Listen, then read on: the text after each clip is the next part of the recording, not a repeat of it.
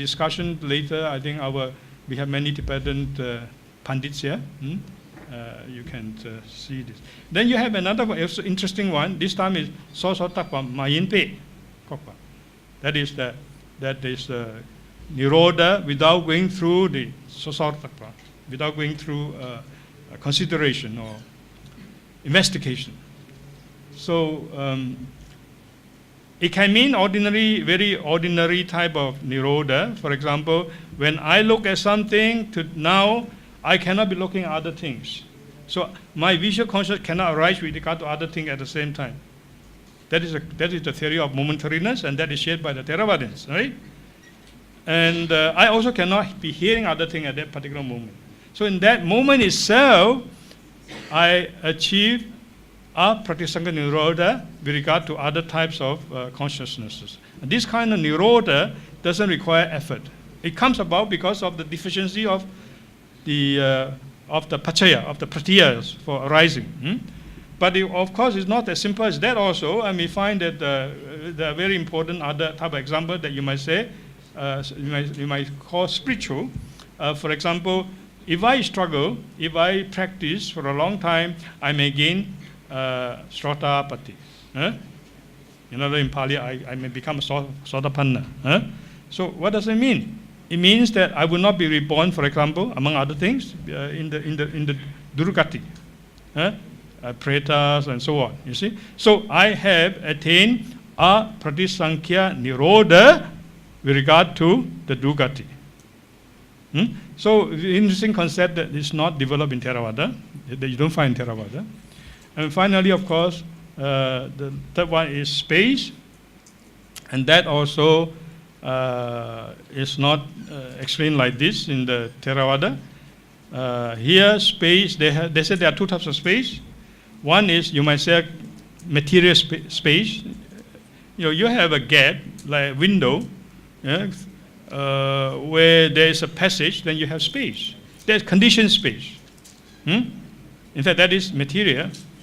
But you have another space that is, you might say, ontological. There's unconditioned. So that the type of space in the ordinary sense is distinguished by the term akasha dhatu. Whereas the asamskrita akasha is called akasha. So that also you don't find in Theravada. So in brief, you have, first of all, three categories of asamskritas: Pratisankhya Nirodha, Pratisankhya Nirodha, and Akasha. Interesting development that you don't find in the Theravada system. Finally, let me say one or two words about the controversy between Sarvastivada and Vivajavada. This is again a very long one, and I think I have only 1 or 2 minutes. I already probably passed the time. Let me say one thing first. I think all scholars of Buddhist study, all students of Buddhist study today must be aware that in history there has been a very important controversy that all of us must know. We cannot be ignorant about it. That is the controversy between what is called Sarvastivada on the one hand and Vibhajyavada on the other. It's a question of time. Whether things in the past, present, future exist in time. What does it mean when something exists in the past? Something that past nonetheless still existent. Something that is not future but is already there. Extremely interesting, inspiring.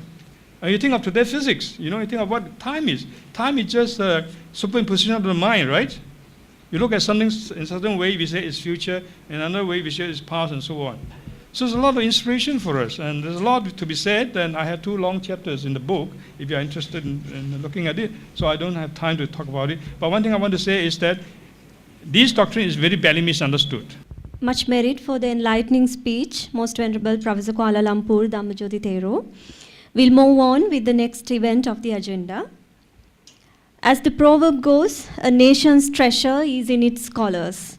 Our next keynote speaker on the Theravada Abhdhamma is one such treasure in the country, glittering in the respective field. I respectfully call upon Dr. Moragolagama Uparattana Thero, Senior Lecturer and the Head of the Department of Pali at the Buddhist and Pali University of Sri Lanka, to introduce the keynote speaker on Theravada Abhdhamma. The reason we invite for him, because he is very eminent one in Pali and Buddhist philosophy, also especially Theravada Abhdhamma. As we are organizing committee of this valuable workshop, so we invited to our speaker, keynote speaker, Dr. Deniyaya Panyaloka Thera, Panyaloka Buddha Rakita Thera. So finally, I would like to say that he is a very good scholar and a clever person, also a very innocent person. So I warmly welcome our keynote speaker, and I would like to invite Dr. Deniyaya Panyaloka Buddha Rakita Thera to present his keynote speech on the topic Abhdhamma studies in Japan in recent years. Thank you very much. Most Venerable Vice Chancellor, Professor Gallele Somanasiri Mahathera, then Most Venerable former Vice Chancellor of the Buddhist and Pali University of Sri Lanka, Professor Ittademaliya Indasara Mahathera, Most Venerable Professor, also my teacher, Venerable Kuala Lumpur Dhamma Jyoti Thera, then Most Venerable members of Tibetan Buddhist delegation participate in this conference, Most Venerable Dr. Pallekande Ratnasara Anunayaka Thera, Venerable members of the Mahasangha, including the academic staff, observing scholars and student community, distinguished guests, then President and members of Sri Lanka Tibet Friendship Society, ladies and gentlemen, friends of Dhamma. I am thankful very much to have the invitation to give a speech here today. As one of the OB of this university, I feel I am privileged to deliver this speech as one of the keynote speakers of this gathering in this morning. Today, I would like to focus my attention to one facet of contemporary Abhdhamma studies outside Sri Lanka. I am actually not an expert of Abhdhamma, as Venerable Professor Dhamma Jyoti does, but if I am allowed to use a term, I would use the term that I am a student of Abhdhamma. Therefore, today this topic is not related to the philosophy of Abhdhamma, but some contemporary studies outside Sri Lanka. At the end of this presentation, I think a copy is in your hand already. Then I have given my reasons why I have selected this topic to speak here today. So actually this is a summary of my speech. On the way, I will be giving my explanations while I am going through the texts. We were actually honored to listen to you, Venerable Sir. Much merit to you.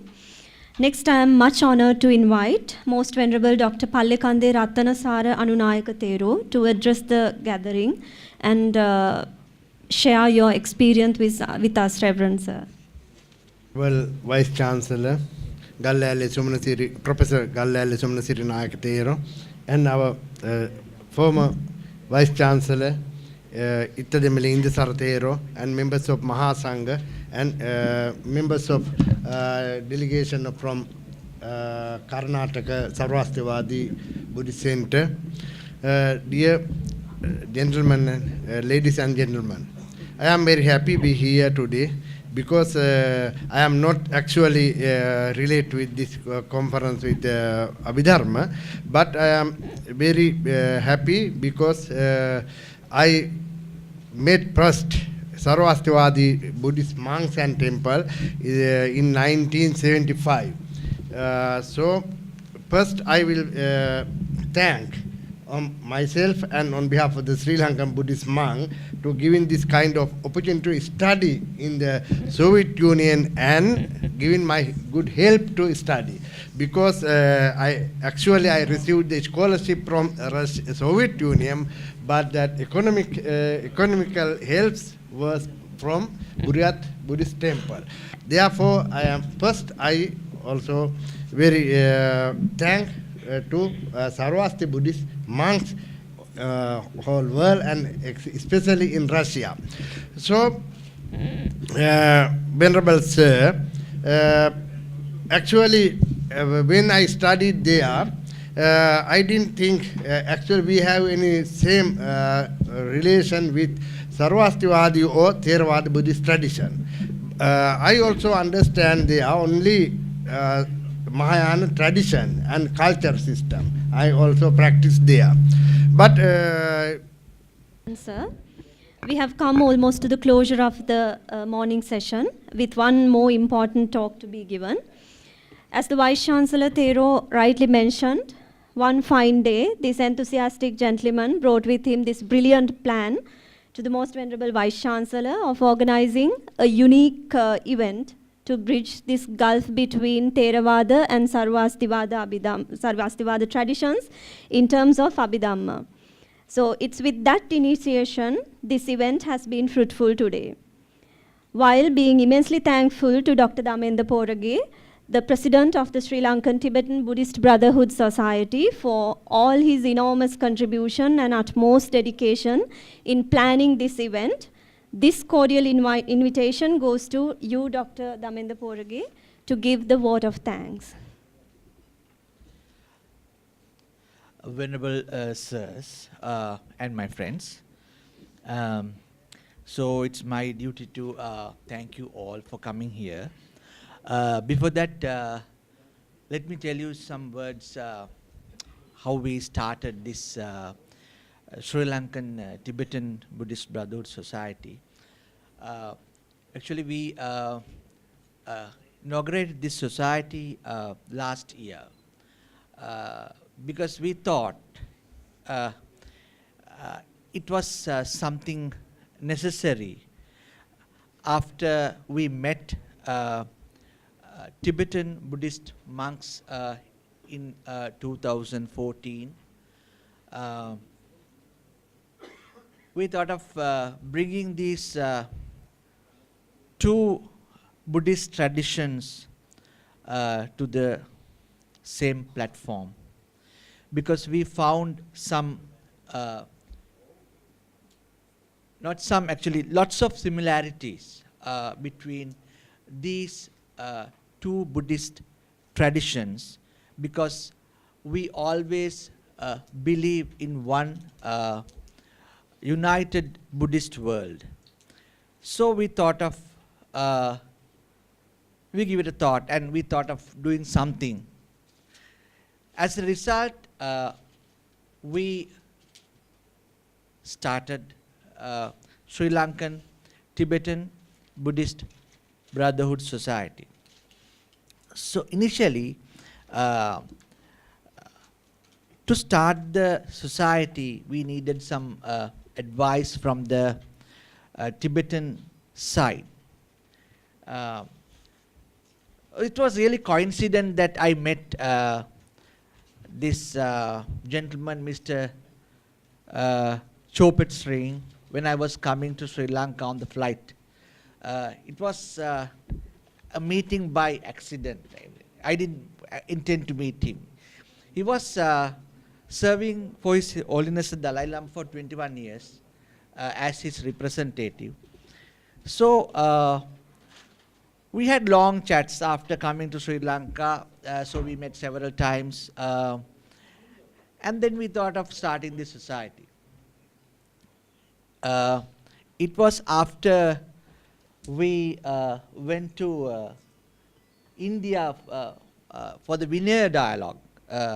Actually, the Vice Chancellor also was with me.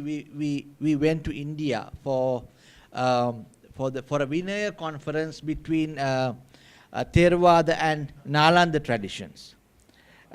It was after that. So, since we started, we organized many activities. So, this is very significant because we have international representation. We have Most Venerable Professor K.L. Dhammajoti from the University of Hong Kong, and we have Tibetan geshes also here to present their papers, so which is really wonderful. So so I will start my word of thanks actually. So I'm not going to take a long time because they have given me only 10 minutes, right? Yes. Okay. Right. So all the VIPs, the presenters, the moderators, and the delegates, and the keynote speaker, Most Venerable Professor K.L. Dhammajoti, and Venerable Dr. Deniyai Panyaloka Buddha Rakita Thero, and former Vice Chancellor Professor Ithademili Indasara Thero, and the presenters from Sarvastivada, Geshe Tenpa Fokpe, Geshe Lobsang Chofel, Venerable Prospective Geshe Tenzin Namdak, and Geshe Thupten Chodak, who is not present due to his a busy schedule, but he told me that he would come again very soon, but he has sent his paper. And the presenters and moderators of Theravada tradition, Most Venerable Sirs, distinguished guest, it is my duty as a Vice Chancellor to welcome Most Venerable Mahanayaka of Kotte Parishvaya arriving to grace this occasion of the workshop, the event of Sarvastivada and Theravada Abhdhamma dialogue. Actually, Most Venerable Mahanayaka Thera is very enthusiastic of having this type of conference and dialogue, and also having such international relationships. I am not going to talk much about him because he is one of the very well-known leading monk, not only in Sri Lanka but also in international arena.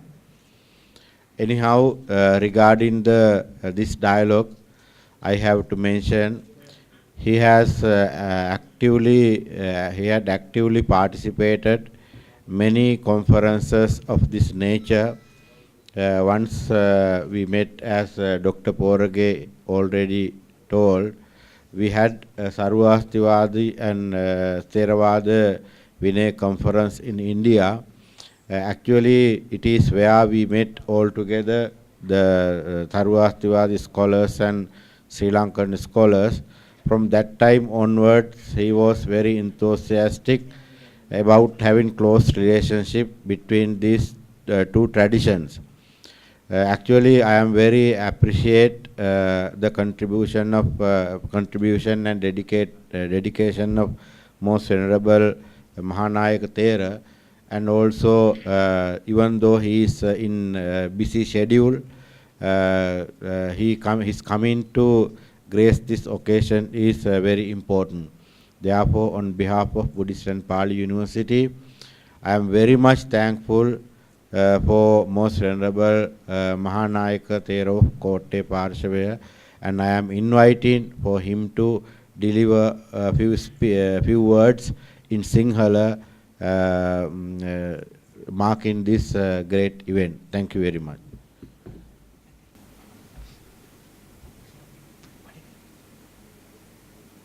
බෞද්ධ පාලි විශ්වවිද්‍යාලයේ උපකුලපති ස්වාමීන්ද්‍රයන් වහන්සේ ඇතුළු මේ අවස්ථාවට සහභාගී වන සියලුම ගරුතර මහා සංඝයා වහන්සේ සහභාගී වන විද්වතුනි අනිකුත් ගිහි පින්වතුනි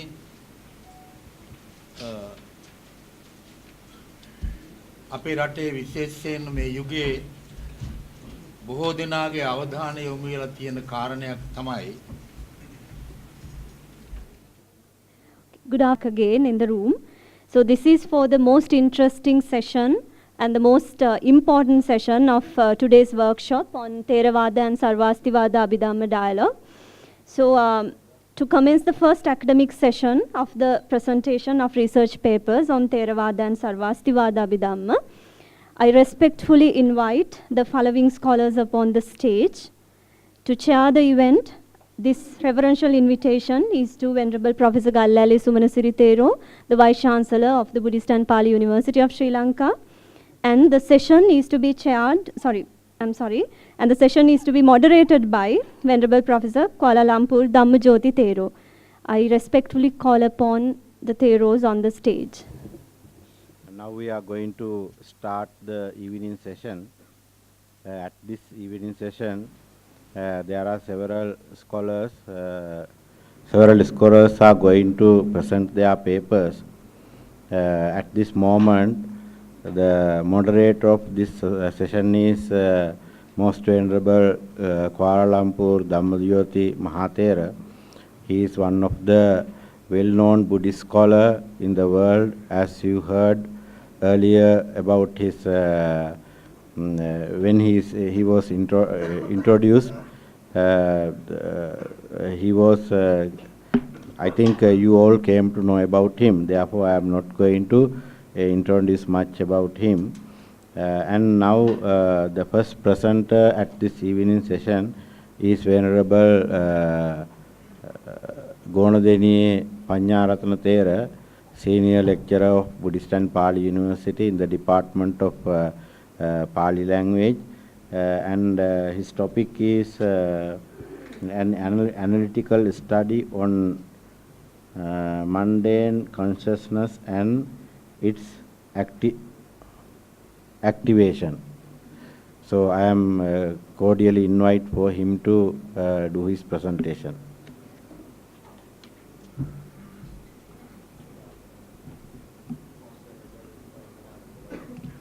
Kuala Lumpur Dhammajyoti Thera and members of Mahasangha and professors, lecturers. Today my topic is an analytical study of mundane consciousness and its activation. I discuss here on Theravada point of view. First of all, I would like to show some comparison of Dhammas in Sarvastivada and Theravada. According to this chart, there is only one chitta in Sarvastivada tradition,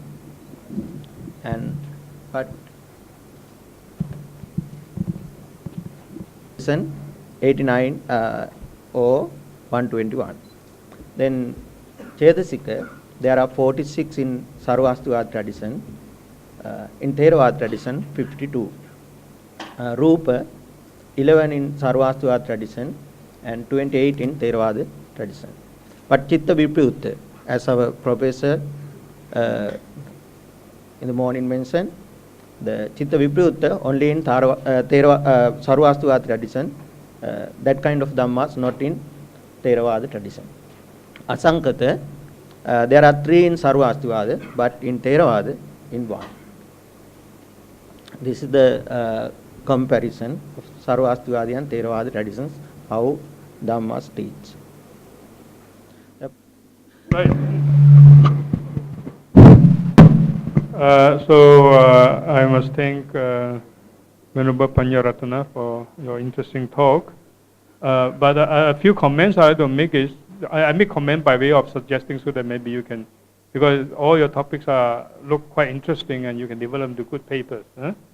There are a few things. First thing is that you talk about consciousness and you talk about mundane consciousness. I think you should define them, but there's no definition in what you say. So what do you mean by you are using English terms, consciousness. Yeah. The problem with these English terms is, in the traditional terms we have chitta, we have manas, we have vijnana, but some people translate chitta as consciousness, others as awareness, and others as mind. It's very, very confusing. So what are you referring to? You must, I think you should define it. Actually, chitta is... You are talking about chitta from my understanding. But the thing is, now your statement saying the Sarvastivada tradition introduced only one, you're saying only one chitta, right? Yeah. While Theravada teach 89 chittas. That's not quite correct to say like that, because both, my understanding is in the Theravada and the Sarvastivada, as far as, or in terms of view, we never heard the voice of Sarvastivada who represent here Sarvastivada tradition. Now it is time for Venerable Sensin Mandak, who is the director and teacher of Chendrab Shengul Ling. Professor Dhammajyoti informed we can have this. How do we have? How much time? 10 minutes. 10? Okay. So keep it short. So first of all, I would like to express my happiness to be here and thank the Vice Chancellor and also the President from the Sri Lankan Tibetan Buddhist Friendship Society. And I'm, as a Westerner, went initially to the Tibetan tradition and studied in the Tibetan language, the Buddha Dharma. And now I start to have a little bit more time. So I feel inspired to also study more from the Theravada tradition. So to start with that new direction, so to say, I thought I wrote a paper about the mind in the Theravada tradition, and as well as the Mulavastavarin, as well as the Yogacara tradition, because here we studied the Theravada tradition in the monastic institutions where we come from. When it comes to Abhidhamma, we have two traditions. One is the Mulavastavarin, and one is the Yogacarya tradition. So I wrote a paper basically about primary consciousness, or chitta, and then the mental factors. And I summarize it basically in a few slides.